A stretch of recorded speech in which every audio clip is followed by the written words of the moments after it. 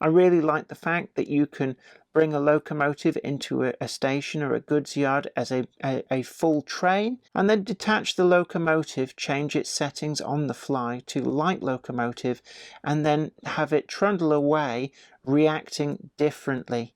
Hi there to you, really great to see you. I hope I find you well. Welcome back to the channel. I'm Jennifer Kirk and you're up here in the loft with me on Weir Yard. Now today we've very kindly been sent for review the all new range of Zen Black decoders from DCC Concepts, and they've sent on over a representation of each of the different types, even going right up to the very large hardwire decoders suitable for the LGB type locomotives. So that'll be really interesting to look at. They've also sent over the companion ABC shuttle modules, and I'm going to give a go at trying to set that up on Weir Yard as well and see how well that works. So stick with me and I'll take you through the full new Zen Black range from DCC Concepts. As always, the channel is supported by Train-O-Matic, makers of DCC decoders and accessories, and I'd just like to stress that all my views in this review are entirely my own and are free and independent. So just want to make sure that that's out there and pretty clear. But come with me, I'm really excited to show you this new range from DCC Concepts.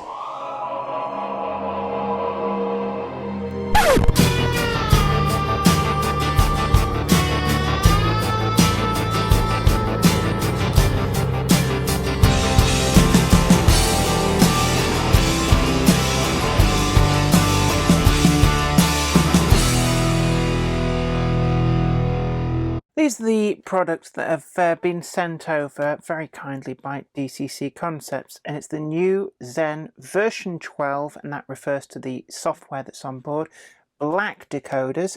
And what you'll see is that these are obviously differentiated from the Zen Blue decoders, which I'm guessing a lot of you are very familiar with.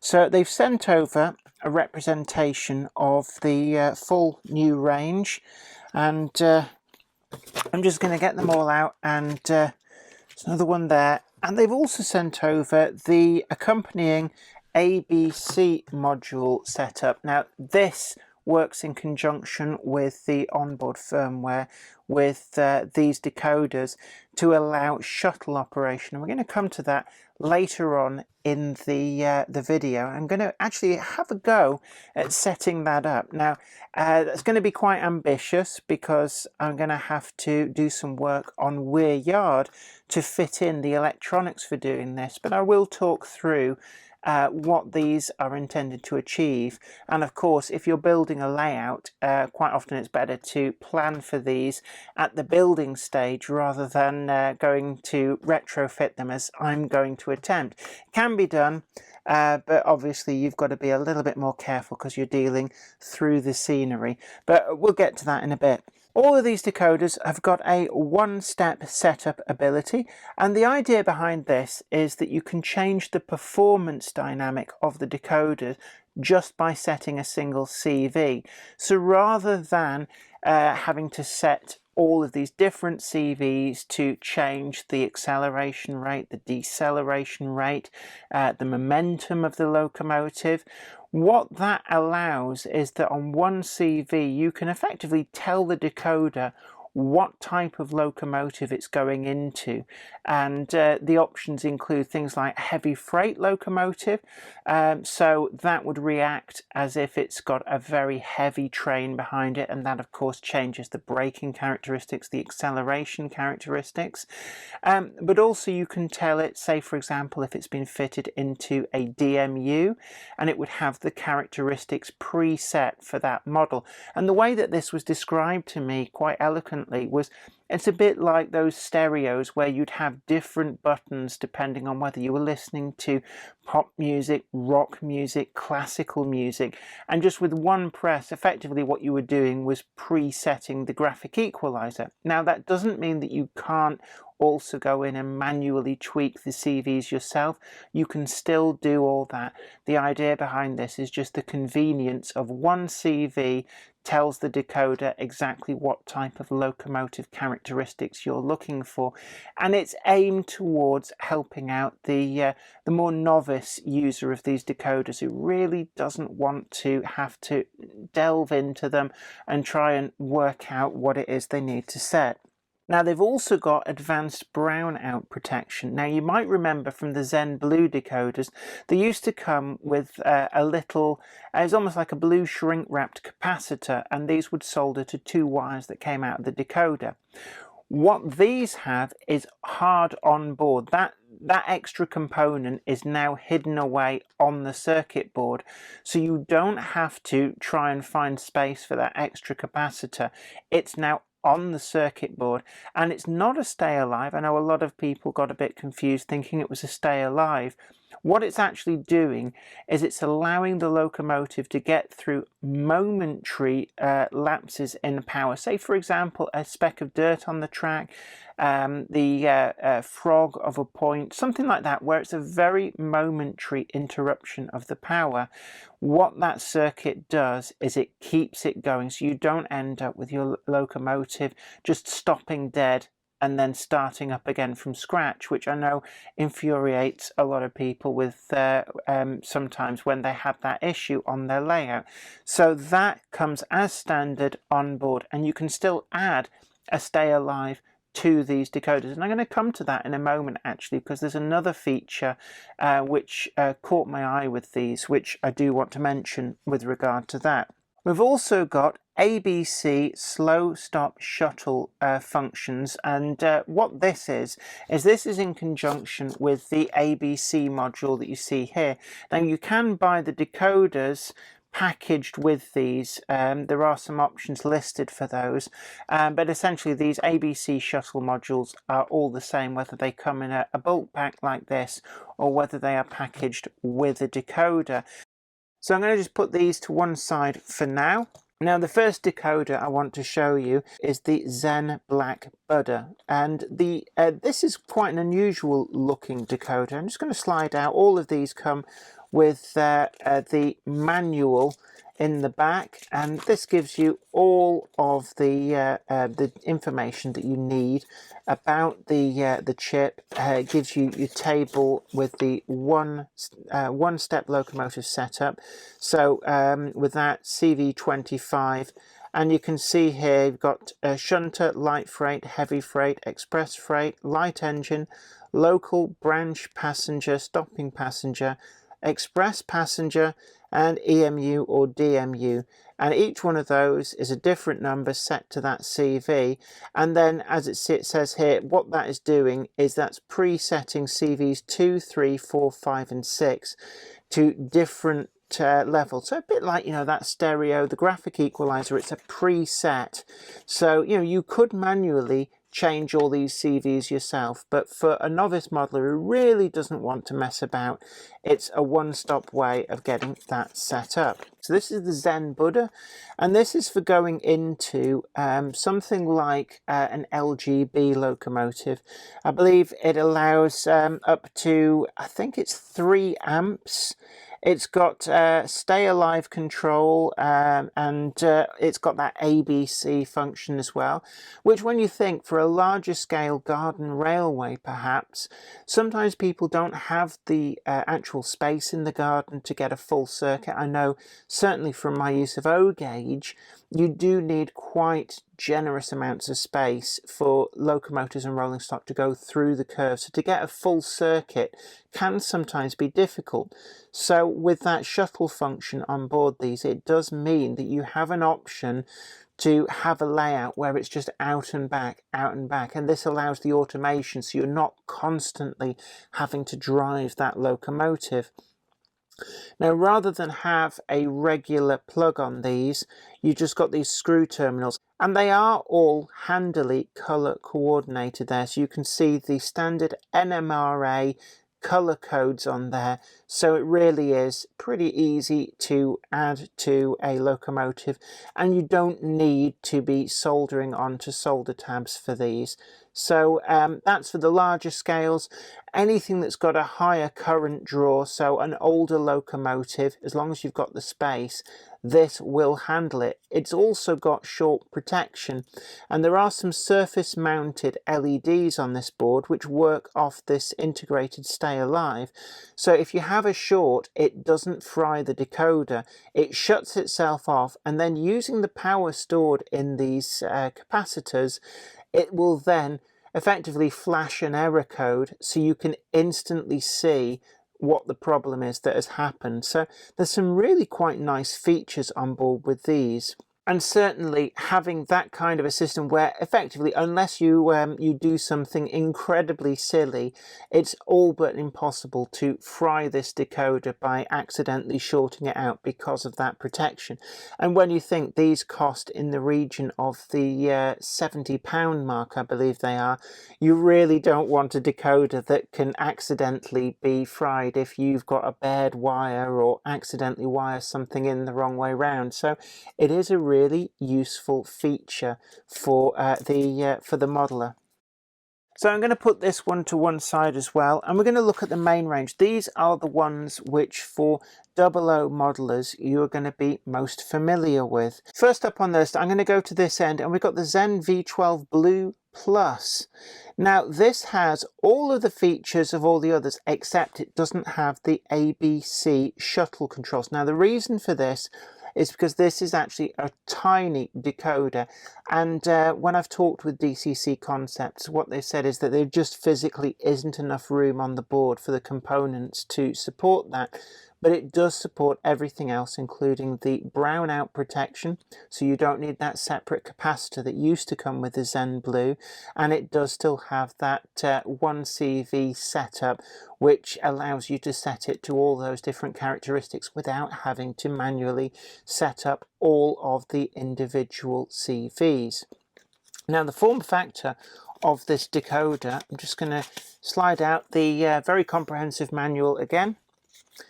We're going to get this out, and you can see it's a 6-pin direct plug, and that is the decoder there. It is really, really tiny when you think that that's got the brownout protection on there as well, that you used to get as that separate, actually quite chunky capacitor.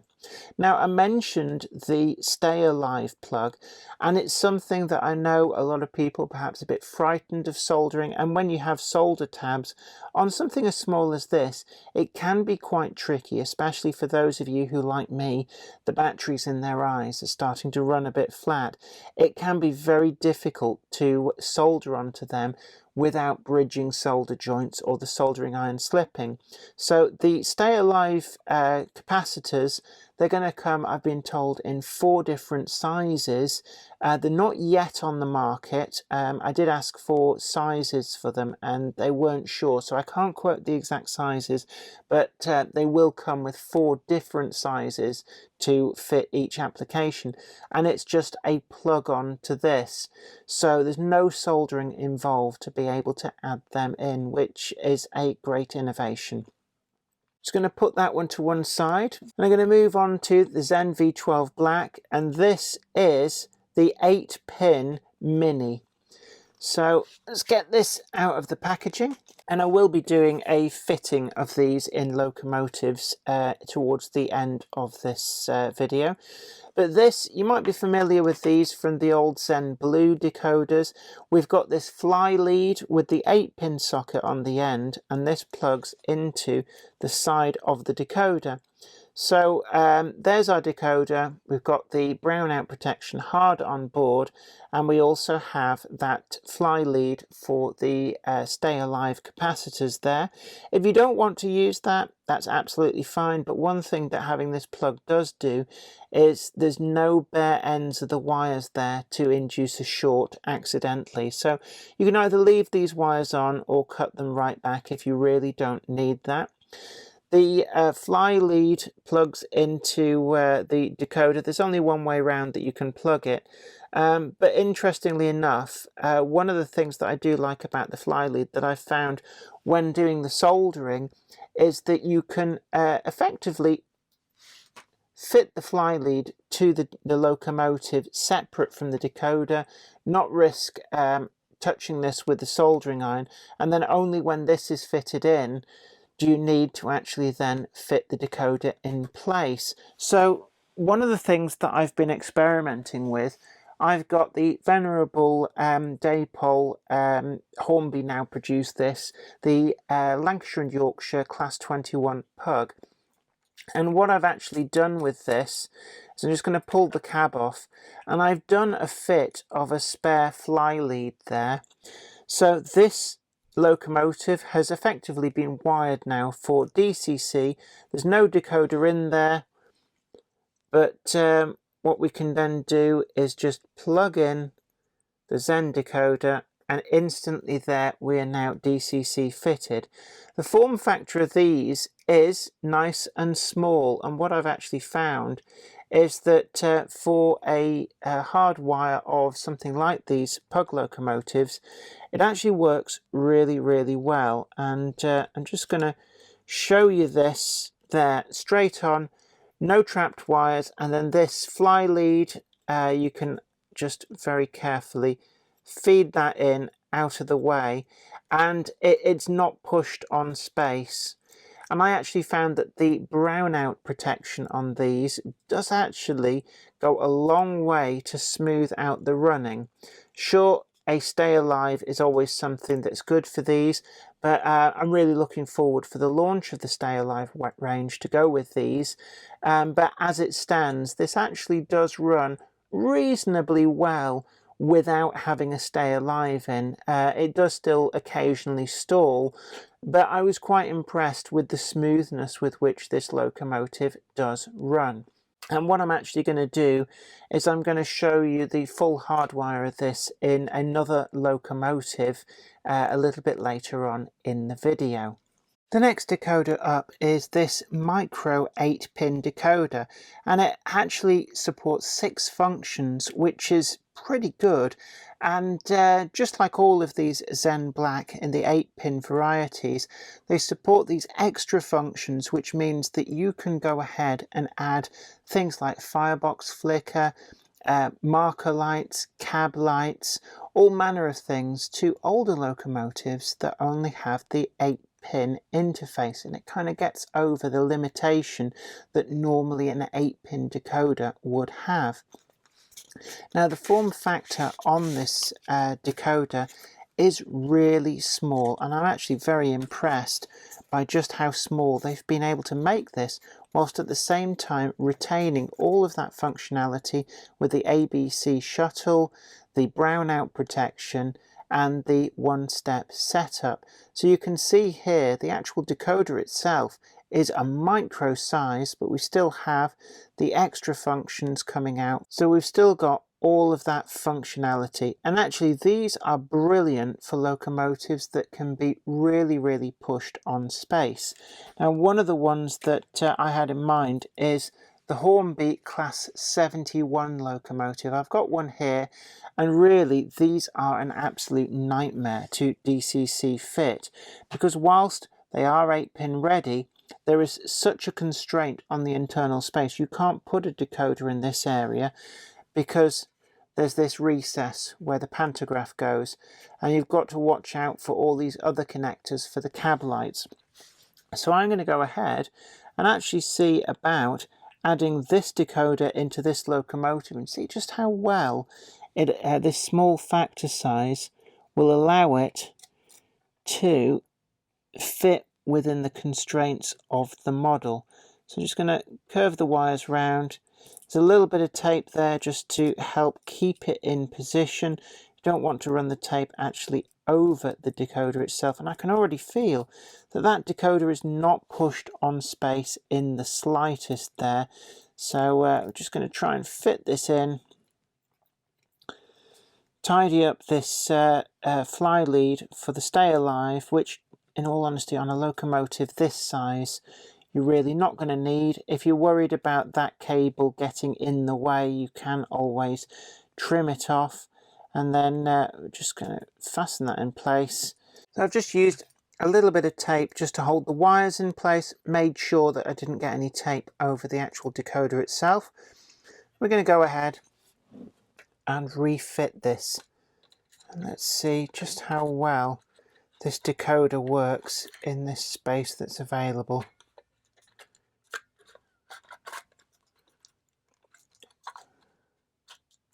And there you have it. Clunk click every trip.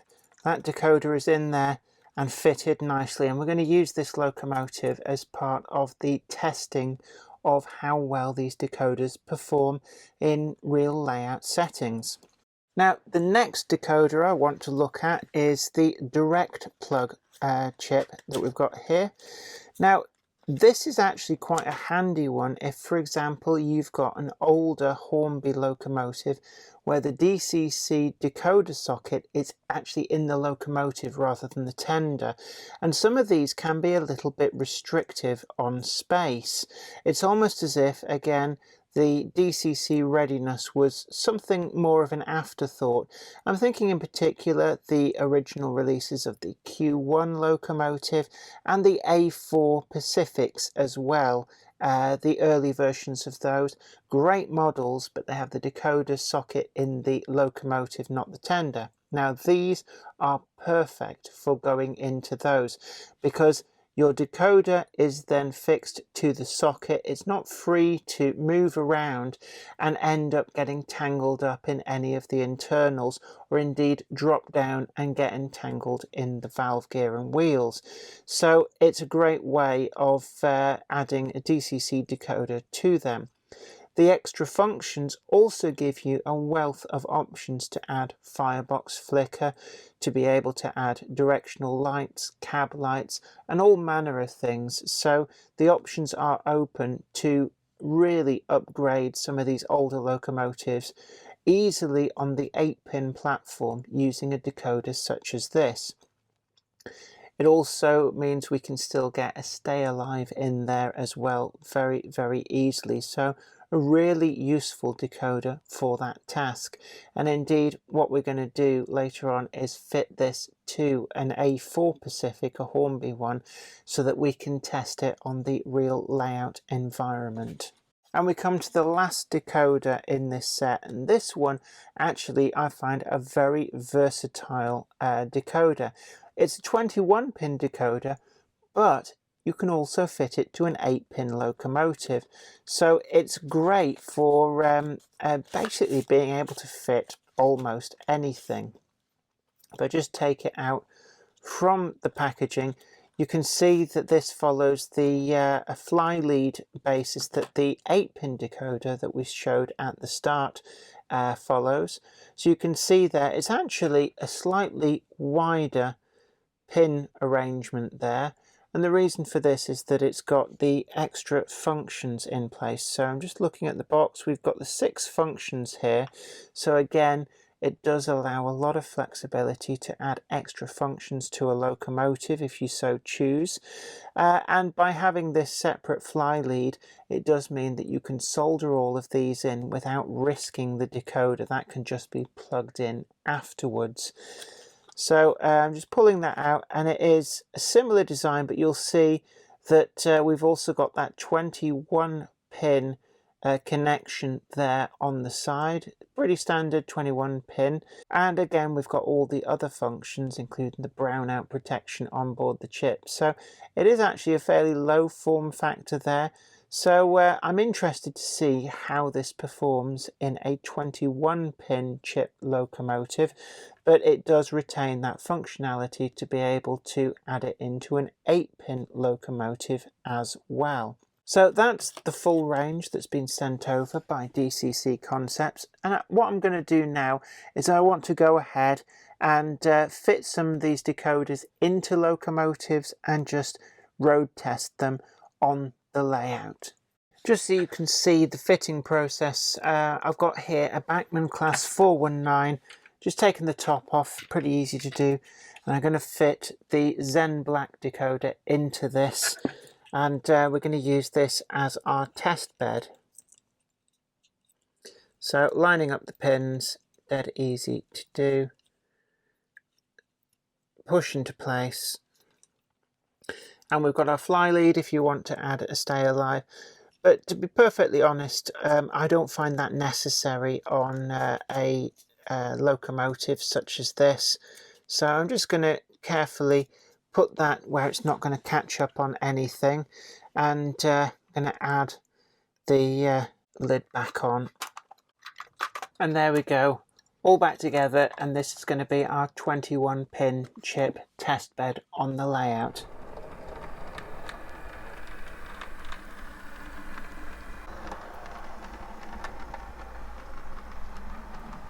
And to round off the set of test locomotives, I've gone ahead and fitted the 6-pin decoder into this 242 tank locomotive, where actually it was a really easy fit. These are not known for being overly generous on space, but it was a pretty simple fit in there, and even with that extra wire for the stay alive, it didn't have any issues whatsoever getting the bunker back on. So that completes our test subject locomotives. So we've got our test subjects on the track. Please excuse the sound of the rain, it's suddenly come on to absolutely pour down. But what I'm going to do is, all I've done is programmed in the actual running numbers of the locomotives. So let's start with 4191, that's the class 419, and let's just see, and it's pretty smooth pickup, good at the slow speed. This is the 21 pin decoder. Now there's only one lighting function on the Bachmann class 419, there's no cab lights or interior lights.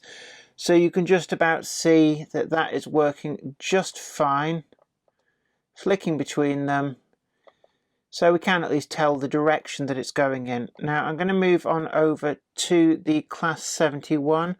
Again, only appears to be one lighting function on this that I can find, and you can see that the pickup is silky smooth,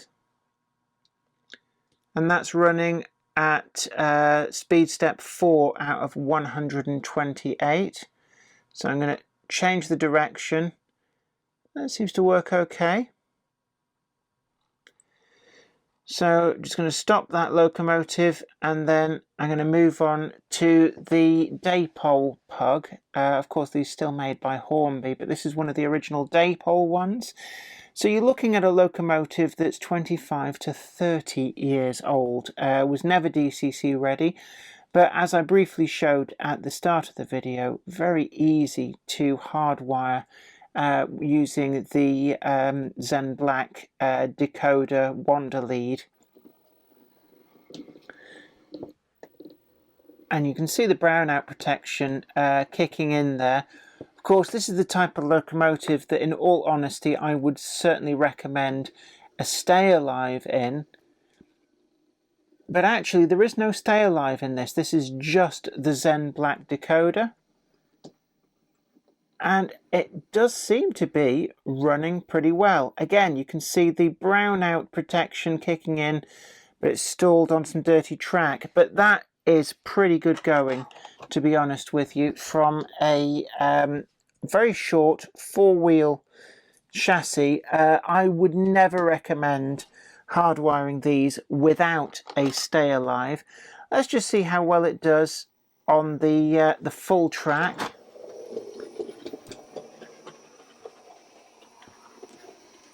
And it's got some points coming up over here, so hesitation on the frog. That point's absolutely fine. And away it goes.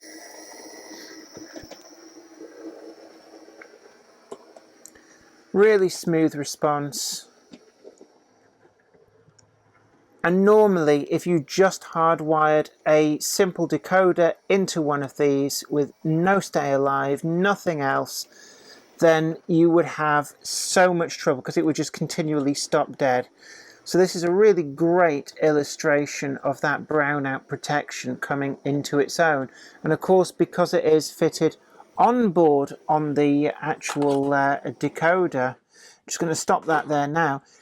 that means that you do still have the room in the cab, and I can see daylight through there.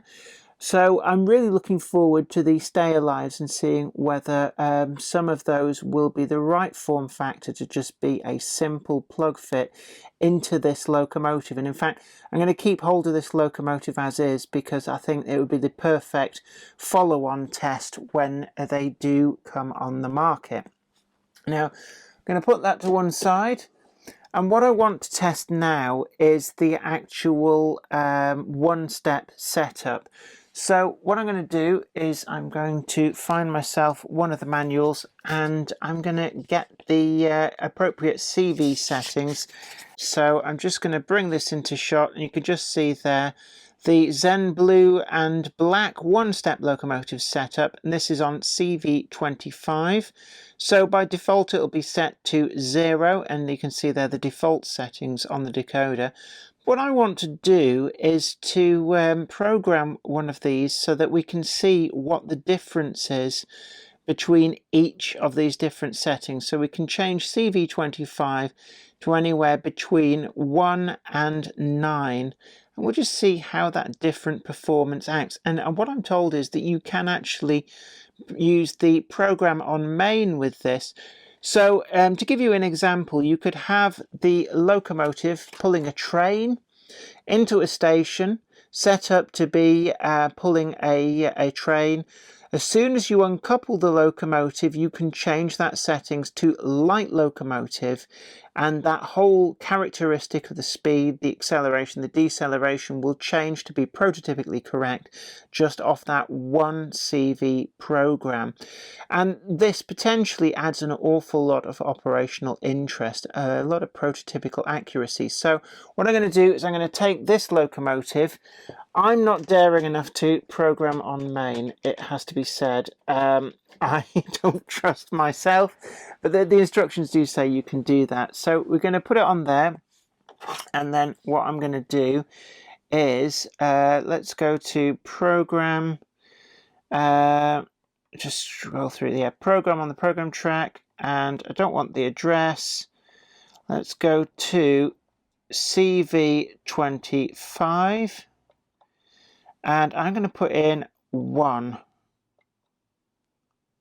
And I could just hear the locomotive blip.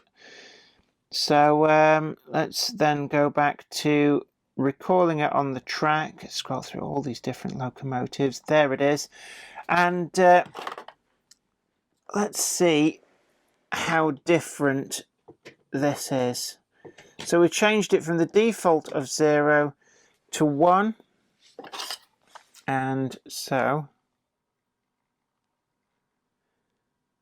that's put that up to 30.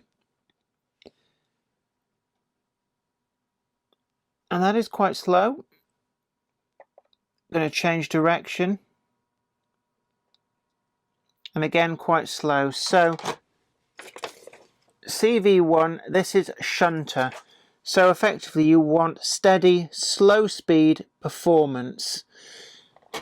So again, let's take this locomotive, let's put it back onto the programming track. Again, you can program on main. I personally prefer not to, because that's just me. So let's go to program the program track, and let's cycle through till we get to CV25.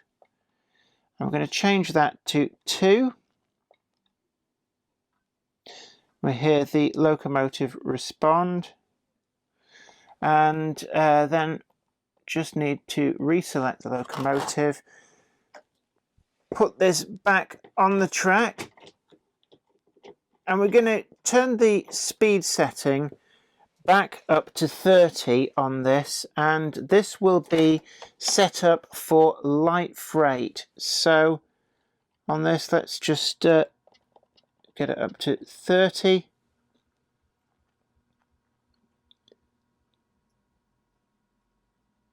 And again, we've got a different braking characteristic I can see. And the actual, a lot of the settings aren't a lot different. So let's go for something that is radically different on this. So we're just going to stop that locomotive there, and let's set it up to be an EMU. So for this, it's going to have quite a different characteristic. According to the paperwork, these are quite different setups. CV25, and then we're going to try 9, and this should make this think that it is an EMU or DMU. And then what I'm going to do is just put this back up to 30.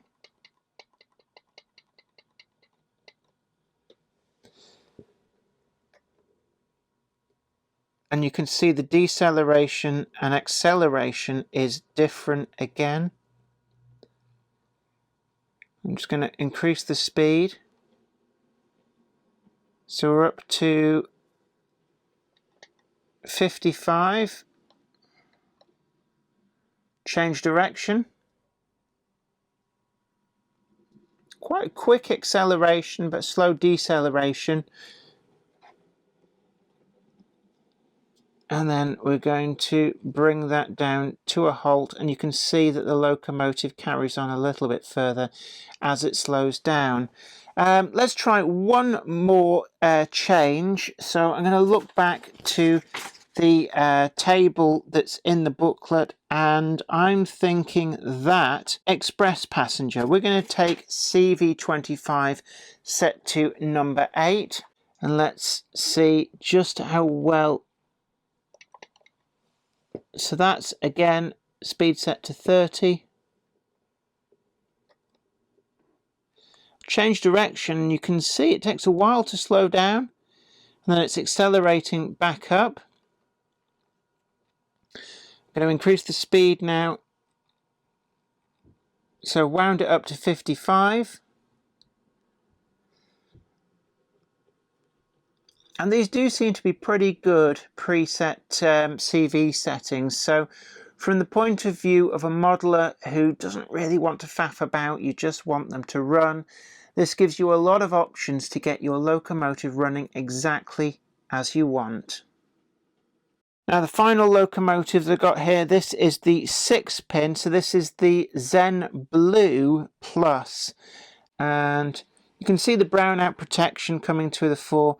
This locomotive has not run in an awfully long time. So on test, these decoders have performed pretty well in these 4 test locomotives. What I'm particularly impressed about is the one-step CV setup, which allows you very, very simply to change the characteristics of your locomotives without having to delve deeply into CV settings, which from experience is quite easy to make a complete hash of and get lost within and not quite get your locomotive to run and respond as you really wanted. I really like the fact that you can bring a locomotive into a station or a goods yard as a full train, and then detach the locomotive, change its settings on the fly to light locomotive, and then have it trundle away, reacting differently. I like some of the other settings too, like being able to set a locomotive as a shunter is something which I'm really looking forward to being able to experiment with. One of the other areas that I was very pleased with is that brownout protection. Gone are the days of having that separate capacitor, and this locomotive, even though I would really recommend not wiring these up without a stay alive, it actually gave it a fair fist at being able to run. It wasn't perfect, but it's an awful lot better than what I would have expected, and I'm really impressed to see that. Now I have decided that the ABC modules, that's quite a big fit on Wear Yard. So what I'm going to be doing with those is they're going to be the subject of a future video where I just concentrate entirely on setting up the ABC modules on the layout to allow shuttling backwards and forwards. So look out for that as a future video. All in all, very, very pleased with the performance of these. The Zen Black decoders with the V12 software have proven themselves more than capable. Can I recommend these decoders? Yes, I certainly can. I hope you found that video informative, going through the full range, very, very kindly sent over for review by DCC Concepts. And if you really like the look of these, then we've got a link in the description box down below taking you to DCC Concepts, where you can take a look at these and their full range of decoders. But it's been really great having your company, and until next time, don't forget to like this video, share it on social media too, and also, if you haven't already done so, subscribe to the channel. And as always, I just want to reiterate that this, as in all of my reviews, it is entirely my own personal opinion of the products. Thanks very much, happy modelling, and I hope to see you next time. Take great care of yourself. Bye for now. Today's video is sponsored by Trainomatic, makers of DCC decoders designed to be fully compatible with every manufacturer's locomotive. Visit train-o-matic.com to browse the full range and see what they've got suitable for you. I'd like to send out a huge thanks to everybody who supports me on Patreon, and an extra special huge thanks goes out to Anthony Kidson, Michael Churchwood, Anthony Hunt, William Wade, Wayne Johns, Offshore Allen, oorail.co.uk, Tepic, Michael Lockie, Helen Sink, Peter Bolton, Brian Smith, Brian and Dorothy Mudd, Gary Lewis, David Quinn, Trish Bits, Sparky 107107, George Botterini, Andy Finch, Chris Moss, Robert Sears, MD of San Juan Model Company and Grant Line Products, Sam Yates, and Dale Williams. Thank you. Without you guys, I couldn't do this.